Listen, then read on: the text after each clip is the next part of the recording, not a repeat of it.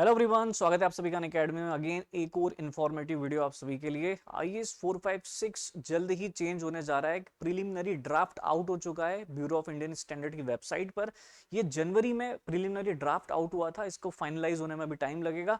लेकिन क्या क्या मेजर चेंजेस हमें प्रीवियस कोड और इस वाले कोड में देखने को मिल रहे हैं, आज हम इस वीडियो में डिस्कस करने जा रहे हैं। तो वो सभी स्टूडेंट जो कॉम्पिटिटिव एग्जाम की प्रिपरेशन कर रहे हैं उनके लिए बहुत इंपॉर्टेंट वीडियो ये होने जा रहा है, क्योंकि इससे ये पता चलेगा कि क्या हम मेजर चेंजेस एक्सपेक्ट कर सकते हैं। तो सबसे पहले यदि हम बात करें तो जो नया कोड है उसमें आप देख रहे होंगे structural concrete code of practice करके 5th रिवीजन ऑफ आईएएस 456 लिखा हुआ है। बट जो हमारा प्रीवियस कोड था उसमें प्लेन एंड रीइंफोर्स कंक्रीट था। यहां से ये समझ में आता है कि इस बार के कोड में पीसीसी भी एडेड है, आरसीसी भी एडेड है और पीएससी पीएससी का जो अलग से कोड था हमारा आईएएस 1343। अब जब ये वाला लेटेस्ट 5th रिवीजन एग्जिस्टेंस में आएगा तो जो आईएएस 1343 है वो विड्रॉ कर लिया जाएगा। ठीक है, वो कोई काम का नहीं बचेगा, क्योंकि सारे प्रोविजन प्री स्ट्रेस कंक्रीट के इसमें इंक्लूडेड है जो हमारे 4th रिवीजन वाले में इंक्लूडेड नहीं थे। एक तो ये चेंजेस हमें देखने को मिला है यहाँ पर। उसके बाद जैसा कि आप यहाँ पर फर्स्ट देख रहे हैं, plane concrete, reinforce concrete and pre stress concrete तीनों ही कंसीडर किए हुए हैं। 518 पेज का ये प्रिलिमिनरी ड्राफ्ट था, 518 पेजेस। पूरा कोड तो मैं यहाँ आपको बताने नहीं वाला हूँ, क्योंकि इसमें बहुत टाइम लगने वाला। अभी तो मैंने खुद ने नहीं पढ़ रखा इतना पूरा कोड। लेकिन कुछ पॉइंट्स, मेजर चेंजेस जहां पर मैंने नोटिस किए हैं वो मैं आपको इस इंफॉर्मेटिव वीडियो के थ्रू बता रहा हूँ। अभी तक हम जो स्ट्रक्चर को डिजाइन करते थे उसमें पॉइंट कंसीडर करते थे सेफ्टी, सर्विसेबिलिटी, ड्यूरेबिलिटी। लेकिन अब यहाँ पर आपको ये 6 पॉइंट्स को कंसीडर करना पड़ेगा। 3 एडिशनल पॉइंट हमें देखने को मिलते हैं यहाँ पर, रोबस्टनेस, इंटीग्रिटी और रीस्टोरेबिलिटी। रोबस्टनेस में ब्लास्ट फायर के इफेक्ट को कंसीडर किया गया। इंटीग्रिटी मतलब यदि कोई स्ट्रक्चर का एक पार्ट यदि डैमेज भी हो गया है तो भी ओवरऑल स्ट्रक्चर पर उसका कोई इंपैक्ट नहीं जाएगा, इस बात को ध्यान में रख करके हम डिजाइन करेंगे। एंड रीस्टोरेबिलिटी, यदि कोई पार्ट डैमेज हो भी चुका है तो हम उसको वापस से रेट्रोफिट कर पाए, फिर से उसकी स्ट्रेंथ को गेन कर पाए। तो ये सारी बातों को ध्यान में रख करके इस बार स्ट्रक्चर को हमें डिजाइन करना होगा। इस कोड ने एक फ्लो चार्ट हमें दे रखा है कि कैसे आप स्ट्रक्चरल मेंबर या फिर पूरे स्ट्रक्चर को डिजाइन करेंगे। तो सबसे पहले तो स्ट्रेंथ क्राइटेरिया जो हमारा नॉर्मली रहता है, स्ट्रेंथ क्राइटेरिया के बाद आप सर्विसेबिलिटी क्राइटेरिया को चेक लगाएंगे, ड्यूरेबिलिटी क्राइटेरिया को चेक लगाएंगे। यदि ये दोनों पास हो जाते हैं उसके बाद फिर आपको रोबस्टनेस, इंटीग्रिटी के लिए चेक लगाना पड़ेगा। ये दोनों पास हो जाते हैं तो फिर रीस्टोरेबिलिटी का क्राइटेरिया आपको चेक करना होगा। और यदि ये भी पास हो जाता है तो आपकी पूरी डिजाइन कंप्लीट हो जाएगी। तो इस बार आप बोल सकते हैं कि एक एक पॉइंट को ध्यान में रखा गया है, सारे फोर्सेस को कंसीडर किया हुआ है आईएएस 456 5th रिवीजन में। जनरली हम 4th रिवीजन की बात करें तो बहुत इजी लोड कॉम्बिनेशन दे रखे होते थे उसमें, dead load, live load, wind load, earthquake load, है ना। 1.5 limit state of collapse, that is strength criteria, और सर्विसेबिलिटी क्राइटेरिया के लिए हमको 1 जनरली फैक्टर देखने को मिलता है। इस बार बहुत सारे लोड को कंसीडर करते हुए इन्होंने कॉम्बिनेशन दे रखा है। अच्छा, कॉम्बिनेशन भी आप देखेंगे कि 3 सेट ऑफ कॉम्बिनेशन करके लिखा हुआ है। तो एक बेसिक कॉम्बिनेशन दे रखे हैं, एक एक्सीडेंटल कॉम्बिनेशन है और एक एक्सट्रीम कॉम्बिनेशन है। अब इनके भी फर्दर क्राइटेरिया बता रखे हैं। तो बहुत ज्यादा डीपली, क्योंकि 20 साल के बाद आईएएस 45 2025 साल के बाद, 25 साल के बाद रिवीजन आ रहा है, तो बहुत सारी रिसर्च हो चुकी है इस बीच। तो इन्होंने बहुत सारी फोर्सेस को कंसीडर करते हुए इस बार बहुत ज्यादा डिटेल में आईएएस 456 बनाया है 5th रिवीजन। अब जैसे मैं आपको एक लोड कॉम्बिनेशन का यहाँ पर पैटर्न बताता हूँ। ये इन्होंने लोड कॉम्बिनेशन आपको दे रखा है स्ट्रेंथ क्राइटेरिया के बेसिस पर। तो ये इतने सारे लोड कॉम्बिनेशन आपको दिख रहे होंगे basic, accidental and extreme condition के लिए। अभी इनको हम बहुत ज़्यादा डिटेल में नहीं समझने वाले हैं अभी। बस इस वीडियो का मोटिव ये कि मैं आपको कंपेयर करके बताऊं कि प्रीवियस क्या था और अभी क्या आने वाला है, क्योंकि अभी इनको समझने में हमको भी टाइम लगेगा। ओके, तो ये तो जो प्रीवियसली आप देख रहे हैं ये limit state of collapse, that is strength criteria पर बेस्ड था। ऐसी लोड कॉम्बिनेशन सर्विसेबिलिटी क्राइटेरिया के भी दे रखे हैं ड्राफ्ट में। उसके अलावा रोबस्टनेस और इंटीग्रिटी के लिए भी अलग से कॉम्बिनेशन है। मतलब आप सोचो कि 4 कॉम्बिनेशन दे रखे हैं इस बार के ड्राफ्ट में। देन ये एक और रिक्वायरमेंट इन्होंने रखी है। जैसे अभी तक हम जो वाटर ऐड करते थे कंक्रीट को फॉर्म करने के लिए, उसमें ये सारी चीज़ें बहुत रेयरली देखते थे। तो इन्होंने ये बोला कि आप सबसे पहले एक प्रिलिमिनरी इंस्पेक्ट करेंगे वाटर को, जिसमें ऑयल फेड्स होना चाहिए, नहीं होना चाहिए, डिटर्जेंट का कितना परसेंटेज या क्या उसका क्राइटेरिया है। कलर, ऑर्डर, पीएच वैल्यू तो पहले भी था, है ना, ह्यूमिक मैटर। तो ये क्राइटेरिया यहाँ पर प्रिलिमिनरी दे रखे हैं इन्होंने, अलग से दे रखा है ये चीज। उसके अलावा जो हमारा ऑर्गेनिक इनऑर्गेनिक सल्फेट, ये न्यू कोड का है, और ये साथ ही में मैंने ओल्ड कोड का भी लगा दिया है। तो आप चेक करो, जो परमिसिबल लिमिट थी यहाँ पर, वो परमिसिबल लिमिट को यहाँ पर दो पार्ट में डिवाइड कर दिया है। एक मिक्सिंग वाटर के लिए अलग से लिमिट आपको दिख रही है और एक क्यूरिंग वाटर के लिए अलग दिख रही है। मतलब यहाँ पर भी इन्होंने और ज्यादा वाइड कर दिया है इसको। मिक्सिंग कंक्रीट के लिए यदि आप प्रीवियस कोड के क्राइटेरिया से कंपेयर करेंगे तो ऑलमोस्ट सेम है, कोई भी चेंजेस हमें देखने को नहीं मिलता है। एक आध माइनर सा चेंज होगा तो होगा, जैसे कि यहाँ पर आप देख रहे हैं कि क्यूरिंग वाटर के लिए जो सल्फेट का परसेंटेज है उसका थोड़ा सा आपको यहाँ पर चेंज देखने को मिल जाता है। उसके अलावा यहाँ पर भी एक थोड़ा सा चेंज हमें देखने को मिलता है, बाकी एज सच कोई ज्यादा चेंज हमें देखने को नहीं मिला है। हाँ, बट इसके दो डिवीजन जरूर कर दिए इन लोगों ने। स्टैंडर्ड डिविएशन की बात करें तो ओल्ड कोड में हम M10 से लेकर के M60 तक देखते थे, है ना, 3.5, 4 एंड 5। यहाँ पर यदि हम स्टैंडर्ड डिविएशन की बात करें तो इन्होंने भी सेम ही रखा है, 3.5, 4 एंड 5। बट M65 से लेकर के M80 और M90, M100 को भी इन्होंने इस बार कंसीडर कर लिया है। जो प्रीवियस कोड में बोलता था कि इससे ऊपर की कंक्रीट है तो आपको डिटरमाइन करना पड़ेगा एक्सपेरिमेंट करके, यहाँ पर इन्होंने इसकी वैल्यू भी दे दी है आपको। वहीं यदि हम बात करें क्रीप कोफिशिएंट की, तो प्रीवियस कोड में क्रीप कोफिशिएंट आपका 7 डे के लिए 2.2, देन 28 डेज के लिए 1.6 और 1 ईयर के लिए 1.1 होता था।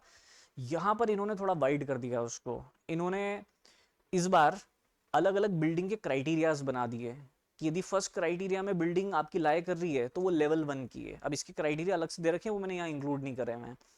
लेवल 2 के अलग क्राइटेरिया, यदि उस क्राइटेरिया में आपकी बिल्डिंग लाई कर रही है तो आपको क्रीप कोफिशिएंट के लिए ये फैक्टर यूज करना पड़ेगा। तो एक बेसिक लेवल, यदि हम लेवल 1 की बात करें, यदि आपकी कोई बिल्डिंग लेवल 1 क्राइटेरिया में फॉलो कर रही है, लाई कर रही है, so at the time of loading, अब देखो यहाँ पर 7 दिन, 28 दिन, 365 दिन, जैसा कि हमारा प्रीवियस कोड में था, बट यहाँ वैल्यू आप देखें चेंज दिख रही है। ये लेवल 1 का हो गया। लेवल 2 की यदि हम बात करें तो यहाँ पर इन्होंने बहुत ज्यादा एक्सपेरिमेंट कर लिया, क्योंकि इस बार जो क्रीप कोफिशिएंट है वो ग्रेड ऑफ कंक्रीट और साथ में जो आपके साइज ऑफ मेंबर है इस पे भी डिपेंड कर रही है। अभी तक हम क्या करते थे, बस eight the time of loading के बेसिस पर देख लेते थे, लेकिन अब ग्रेड ऑफ कंक्रीट और डिफरेंट साइज ऑफ मेंबर के बेसिस पर इन्होंने क्रीप कोएफिशिएंट दे रखा है, वो भी अलग अलग टाइप की बिल्डिंग के लिए। तो बहुत ज्यादा डीपली चले गए हैं अब ये, है ना, अब बहुत ज्यादा डीप हमें पढ़ना पड़ेगा इन सारी चीजों को। मॉडुलस ऑफ इलास्टिसिटी जो हमारा ओल्ड फॉर्मूला था short term modulus 5000 under root FC के, ये भी चेंज हो चुका है 10,000 एफसी के टू द पावर 0.3। यहाँ पर भी हमें चेंजेस देखने को मिलता है short term modulus of elasticity में। Split tensile test, split tensile strength में हम 2/3 ऑफ मॉडुलस ऑफ रप्चर बोल देते थे, यहाँ पर इसका भी फॉर्मूला आपको मेंशन करके दे दिया है इस कोड ने। Modulus of elasticity of steel में कोई चेंज नहीं है, यहाँ पर प्रीवियस वन ही है। पॉइजन रेशियो में भी कोई चेंज नहीं है, और कोफिशिएंट ऑफ थर्मल एक्सपेंशन यहाँ पर भी कोई चेंज आपको देखने को नहीं मिलेगा। इस बार इन्होंने जो स्लैब का लोड डिस्ट्रीब्यूशन है, तो हम 456 2000 जो फोर्थ रिवीजन है उसमें यदि हम बात करें तो बस एक ये वाला डायग्राम ही हमें देखने को मिलता था। बट इस बार इन्होंने क्या किया, ये तो चारों तरफ से सपोर्टेड था, इस बार 3 साइड से यदि सपोर्ट है तो लोड का कैसा डिस्ट्रीब्यूशन होने जा रहा है अलग अलग बीम पर, ये बता रखा है। देन यदि आपकी स्लैब केवल 2 साइड से सपोर्टेड है, एक यहाँ से और एक यहाँ से, केवल 2 साइड से सपोर्टेड है, 2 साइड से फ्री है, तो फिर लोड का डिस्ट्रीब्यूशन कैसे होगा बीम में, ये भी इन्होंने इस बार डिटेल में बता रखा है। 2 वे स्लैब के लिए जो हम बेंडिंग मोमेंट कोफिशिएंट का यूज करके डिजाइन करते थे, मोमेंट का कैलकुलेशन करते थे, इस बार सेम ही रखी है इन्होंने टेबल, कोई चेंज नहीं है इस टेबल में। जितनी हमारी 9 कंडीशन होती है सेम 9 कंडीशन है, और सेम आपको यहाँ पर कोफिशिएंट भी देखने को मिल रहे हैं। बट इस बार इन्होंने शियर फोर्स कैलकुलेट करने के लिए अलग से कोफिशिएंट दे दिया हमको, जो प्रीवियस आपको देखने को नहीं मिलते हैं फोर्थ रिवीजन में। तो शियर फोर्स के लिए भी इजी कर दिया इन्होंने थोड़ा, आपको अलग से कैलकुलेट करने की जरूरत नहीं है, कोफिशिएंट है यूज करें, डायरेक्ट कैलकुलेट करें। मिनिमम साइजेस के हमको क्राइटेरिया दे रखे हैं, तो जैसे अलग अलग बिल्डिंग्स के लिए हम बात करें, यहाँ पर इसके भी क्राइटेरिया दे रखे हैं अलग अलग। मिनिमम स्ट्रक्चरल एलिमेंट स्लैब की बात करें, मिनिमम साइज 125 mm थिक आपको रखना ही रखना है। बीम का साइज 250 बाय 300 मिनिमम साइज है ये। कॉलम 300 बाय 300, स्ट्रक्चरल वॉल 200 वैसे तो ये कॉलम के साइजेस हमें IS 13920 में भी देखने को मिलते थे कि इतने तो आपको मिनिमम रखना है, यहाँ पर भी मेंशन कर दिया इन्होंने। Non structural wall 125 thick, footing का टिप ऑफ द कैंटिलीवर पर 150 थिक, तो ये तो हम वहां पर फुटिंग में पढ़ते ही थे। अब इन्होंने बोला कि भैया यदि आपकी स्पेशल रेसिडेंशियल बिल्डिंग है, उसके क्राइटेरिया यहाँ पर दे रखे हैं कि मैक्सिमम स्टोरी 3 होना चाहिए और स्पान वगैरह, ये पूरे क्राइटेरिया यहाँ दे रखे हैं। यदि इस क्राइटेरिया में आपकी बिल्डिंग लाई कर रही है तो आपका जो स्लैब है उसका मिनिमम डायमेंशन 115 बीम का 200 बाय 250, मतलब कम हो गया है साइज प्रीवियस केस से।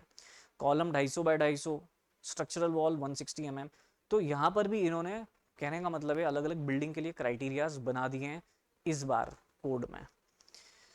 Then next, minimum diameter of bar की बात करें तो बीम के केस में मिनिमम डायमीटर जो हम हैंगर बार के लिए 12 बोल देते थे कि मिनिमम 2 बार 12 के प्रोवाइड कर देते हैं, इन्होंने बोला हैंगर बार आप का मिनिमम डायमीटर आप 10 का मिनिमम कंसीडर करेंगे, ये मेंशन कर दिया है।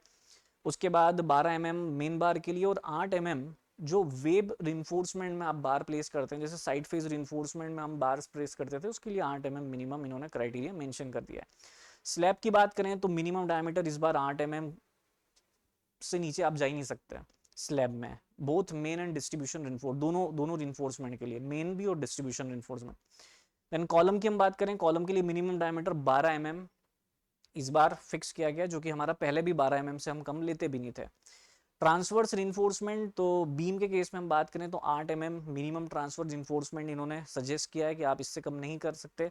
स्लैब के केस में भी आपको 8 ही देखने को मिल रहा है, और कॉलम के केस में भी आप चेक करें तो एक क्राइटेरिया दे रखा है जिसमें 8 तो मिनिमम देना ही है आपको, 8 से नीचे जा ही नहीं सकते आप ट्रांसफर रिइंफोर्समेंट में। बाकी ये क्राइटेरिया से आप डिटरमाइन करेंगे जो भी डायमीटर ऑफ लार्जेस्ट लॉन्गिट्यूडनल बार है उसका 1/4 एंड 8 इन दोनों में से जो भी मैक्सिमम आएगा। सो इतने मेजर चेंजेस, अभी तो बहुत सारे चेंजेस है लेकिन मैंने इंक्लूड नहीं करें, वीडियो बहुत ज़्यादा बड़ा हो जाता, तो जब फाइनलाइज होगा तब आपके लिए टाइम टू टाइम और वीडियोस इस पे आते जाएंगे। जितने बच्चे एसएससी जेई CBT 1 CBT 2 को टारगेट कर रहे हैं, 23 मई से हमारी एक नई बैच आ गई है, बिल्डिंग मटेरियल हम लोग इसमें स्टार्ट करने जा रहे हैं। यदि आप इंटरेस्टेड हैं, कोड लगा सकते हैं यहाँ पर APP11, मैक्सिमम फ्लैट 60% ऑफ के लिए। यदि आप अनअकैडमी स्टोर का सब्सक्रिप्शन लेना चाह रहे हैं, आपको केवल 5000 रुपीज में मिल जाएगा, और ये प्राइस इफेक्टिव होगी जब आप यहाँ कोड यूज करेंगे APP11। डिस्क्रिप्शन बॉक्स में आपको लिंक भी मिल जाएगी कोर्स को बाय करने की। RRB जी 2025 CBT 1 टारगेटेड नॉन टेक्निकल की प्रिपरेशन करना चाह रहे हैं, शोर ये बैच आपका इंतजार कर रही है। करंट अफेयर्स रीजनिंग हमने 28 अप्रैल से इसमें स्टार्ट कर दिए हैं, सेम यहाँ पर भी APP11 आप कोड यूज कर सकते हैं। इस बैच का भी अनअकैडमी स्टोर का सब्सक्रिप्शन आपको 4000 रुपीज में मिल रहा है, काफी नॉमिनल प्राइस में ये सारी चीजें हम आपको प्रोवाइड कर रहे हैं। सो आज के वीडियो में इतना ही, और वीडियोस आपके लिए लाता रहूंगा जैसे फाइनलाइज होते जाता है। 518 पेज का है, सजेशन मेरा ये रहेगा, ये कभी भी चेंज हो जाएगा, कॉम्पिटिटिव एग्जाम में रिफ्लेक्ट होने लगेंगे क्वेश्चंस, तो जितनी जल्दी हो सके आप लोग एग्जाम्स को क्रैक कर लो। कोर्स बाय की आपको लिंक मिल जाएगी डिस्क्रिप्शन बॉक्स में।